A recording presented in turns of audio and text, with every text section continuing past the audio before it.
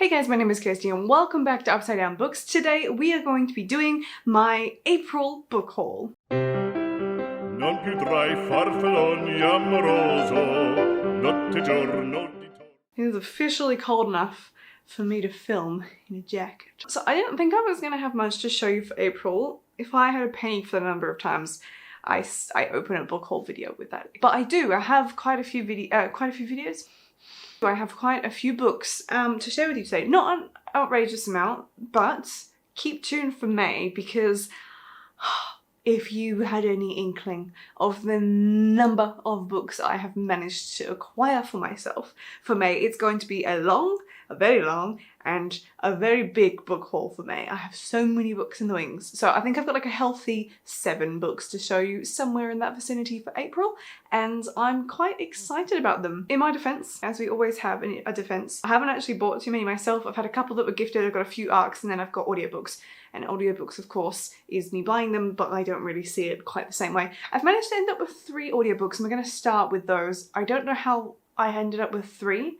I don't think I've hauled any of these before. I must have forgot. I'm really not sure. So let's just get into it. So the first audiobook I want to talk about, or I'm actually going to talk about the first 2 together because I've managed to get the next 2 Outlander books in the Outlander series. So that is An Echo in the Bone and Written in my own heart's blood, my heart's own blood, whatever that one is. So that is book 7 and book 8, and I'm really excited that I'm going to be continuing reading this series because it is phenomenal. If you have not read or watched Outlander, I cannot recommend enough that you do. It is an historical fiction sort of romance with a spicing up of sci-fi in it, in the form of a little bit of time travel. But this series is absolutely incredible. You can actually watch my review of Outlander if you like. It is my most popular video on this channel, which I think is a testament to how damn popular these books are. So I can't wait to continue these. These are incredibly long audiobooks, however, so I'm gonna finish off a few others and then I will set aside some time to read these because they are like 40 to 60 hours long depending on the book. So the next audiobook, the third audiobook that I have to show you is A History of What Comes Next by Sylvain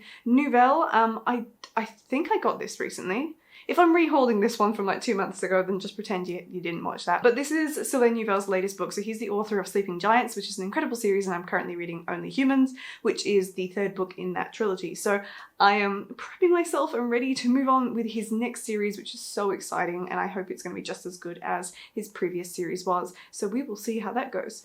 Now, onto the physical books. So I think I'll start by going through all of my review copies first, of which there are 3. So the first one that I got is How to Mend a Broken Heart by Rachel Johns. Now this you probably don't recognize and it's not the kind of book I usually talk about here on this channel. So this was very kindly sent to me by Harley Quinn and it came out at the very beginning of May, so this one is already out, and I haven't read this myself, but I have got my mum to read it for me because I am being resourceful, and she's done a little review for me which will be going up on my blog when I get the time to actually write the damn thing. But apparently this was incredible. It has a marriage that falls apart, sort of because the husband is actually trans and comes out as such and wants to go through the process of actually becoming a woman. So the marriage dissolves in that context, and it is a really interesting story, according to my mother, about the sort of reclaiming of the wife and the daughter's lives as well, because this has a massive falling out impact on them, and they both end up sort of running away to America. I think it's originally set in Australia, and is this sort of self-discovery journey as they figure out who they are and how to move forward after such a devastating breakup of a marriage.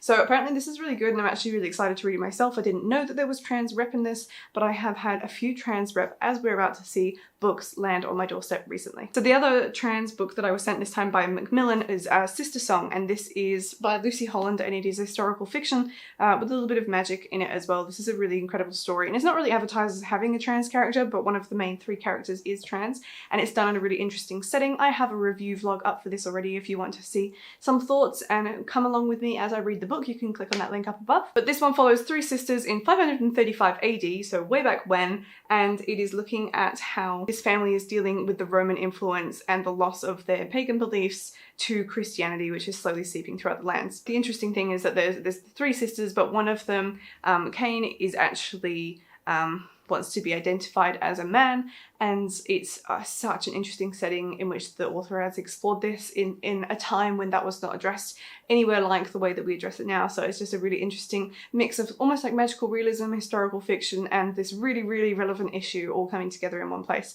There's lots of magic, there's lots of tension, there's lots of secrets. It's really fast-paced and super easy to read. This is fantastic, and this is already out in bookstores, so you can go and get your copy. So thank you very much to Macmillan for sending me a copy of this. The final review copy that I got, I also have received reviews from my mother, and apparently it is very good, and that is The Other Side of Beautiful by Kim Locke. This one is actually not out yet. So if I've got this in my calendar right, this actually isn't coming out until the 7th of July, so we're quite a little way off yet, but apparently it is really good. So I'm hoping to get around to reading this one before its release date. Really excited.